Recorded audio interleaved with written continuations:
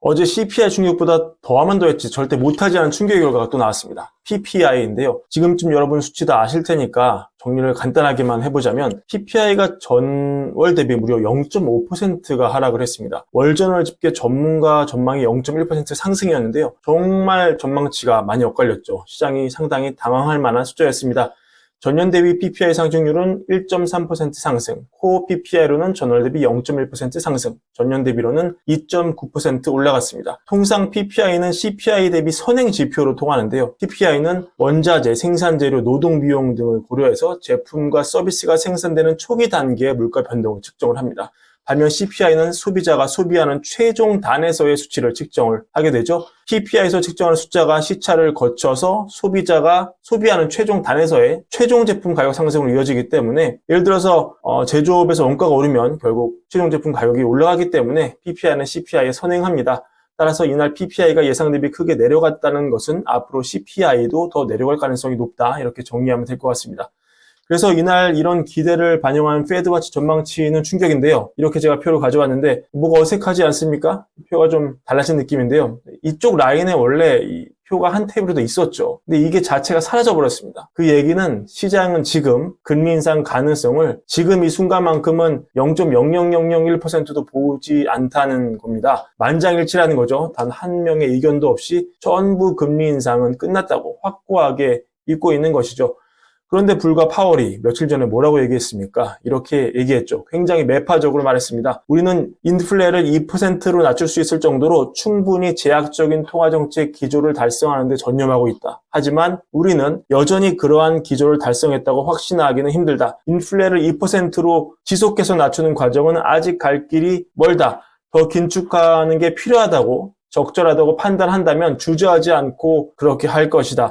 이렇게 얘기하면서 추가 긴축 가능성 시사를 했습니다. 근데 그로부터 일주일도 채 안 돼서 CPI에 PPI까지 터지면서 이렇게 원사이드로 흘러갈 거라고 누가 예상을 할 수 있었을까요? 그때 파월의 말에 매우 큰 신뢰를 두고 베팅을 했다면 지금 단기로나마 피눈물을 흘리고 있지 않을까 생각이 듭니다. 그리고 여기서 우리가 교훈을 얻어야 할 것은 어떤 지표가 나오고 숫자가 나왔을 때 항상 비판적으로 봐야 된다. 100% 신뢰해서는 안 된다. 파월조차도, 연준의 파월조차도 채 일주일 미래를 내다보지 못하는데 파월도 틀리는데 그보다 훨씬 데이터가 없는 저나 여러분은 오죽하겠습니까? 지금 현재 데이터에 충실하되 앞으로 벌어진 일은 항상 여러 가지 시나리오를 열고 복합적으로 봐야 한다. 이걸 명심해야 할 것 같습니다. 그런 측면에서 볼 때 오늘 시장은 좀 이상했죠. 어제 CPI 때만큼 환호하지 않았습니다. 시장이 상승하긴 했지만 그 폭은 어제에 비해서는 굉장히 미미했고요. 무엇보다 채권 시장이 좀 이상했습니다. PPI가 예상치 대비 크게 하회를 했는데도 장기금리가 크게 올랐고요. 단기금리 역시 전일 대비 큰 폭으로 올랐습니다. 장기금리와 단기와는 좀 다른 영역에서 놀곤 하니까 그러다 치더라도 연준 기준금리에 민감하게 반응하는 단기금리 상승은 이례적인데요. 페드와치 전망대로라면 아까 보신 대로 기준금리 상승은 더 없는데 단기금리는 PPI 하락에도 오히려 큰 폭으로 뛰었다? 이건 이날 국채시장이 좀 다른 시나리오에 반응했기 때문일 것입니다. 저도 알고 여러분도 알고 우리 모두가 아는 재정적자, 미국의 근본적인 아킬레스건, 단기에 해소될 수 없는 이 펀더멘털한 이슈가 오늘 다시 한번 크게 회자가 되는데요. 이와 관련해 월전원이 굉장히 심도 있는 기사를 썼습니다. 내용은 이렇습니다. 이렇게 시작을 하는데요. 전 세계는 지난 10년간 최저금리를 이용해 빚을 갚아왔지만 전례 없는 청구서가 다가오고 있다. 분석에 따르면 금리 상승으로 차입 비용이 지난해에 비해 10% 증가하면서 정부는 올해 부채에 대한 이자를 지불하는데 2조 달러를 지출할 것으로 예상이 된다. 27년에는 이게 3조 달러를 넘어설 수 있다. 따라서 정부는 어려운 선택을 해야 한다. 세금을 올리거나 지출을 줄이거나 아니면 적자를 계속 유지해야 하는 인기 없는 결정을 해야 한다. 그러나 군사비도 늘고 기상이변도 생기고 인구는 고령화되고 고령화된 인구를 돌봐야 되고 돈 쓸 일은 점점 늘어난다. 이런 얘기입니다.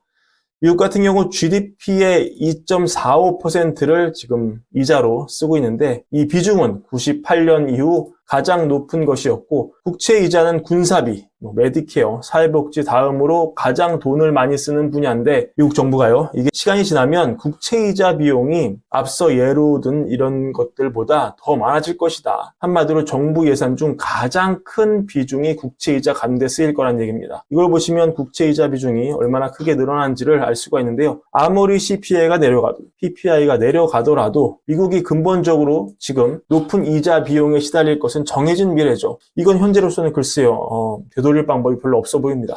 그러니까 시장이 CPI 환호하고 PPI 환호하면서도 계속 한 번씩 이렇게 덜컥 불안한 거죠. 결국 높은 이자 비용, 이것도 또 국채를 찍어서 조달할 수밖에 없기 때문이죠. 미국은 여튼 찍어낼 수 있는 힘은 있으니까요. 이런 점이 앞으로 미국 금리 움직임을 지속적으로 울퉁불퉁하게 만드는 원인이 될 것이며, 내년 대선이 다가올수록 정부 예산이 더 이슈로 올라올수록 이렇게 지속적인 버즈를 창출하면서 우리를 괴롭힐 것 같습니다.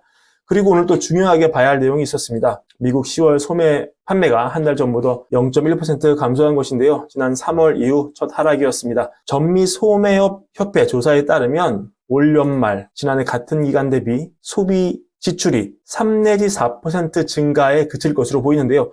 지난해 연말에 5.4% 증가했고 그 전해에는 12.7% 증가한 것에 비하면 감소세가 확연한 것으로 보입니다. 그래서 고용주들은 올해 더 적은 수의 근로자를 고용하고 있고, 이런 점이 노동시장에도 연쇄 파급 효과를 줄 것이다. 이런 인사이트가 되겠습니다.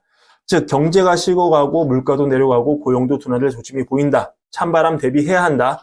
그러나 그럼에도 불구하고 미국 정부가 국채 갚느라 허리가 휘고 있고 앞으로도 국채를 많이 찍어내야 한다는 기본적인 사실에는 변화가 없다. 이 서로 다른 방향으로 움직이는 두 변수가 당장은 뭐가 더 힘을 크게 발휘할지는 당연히 저도 모르고 심지어 파월도 모르고 오직 시장이 결정한다. 그게 오늘의 교훈이 되겠습니다. 오늘 브랜비어는 이것으로 마무리하고요. 구독과 좋아요 부탁드립니다. 감사합니다.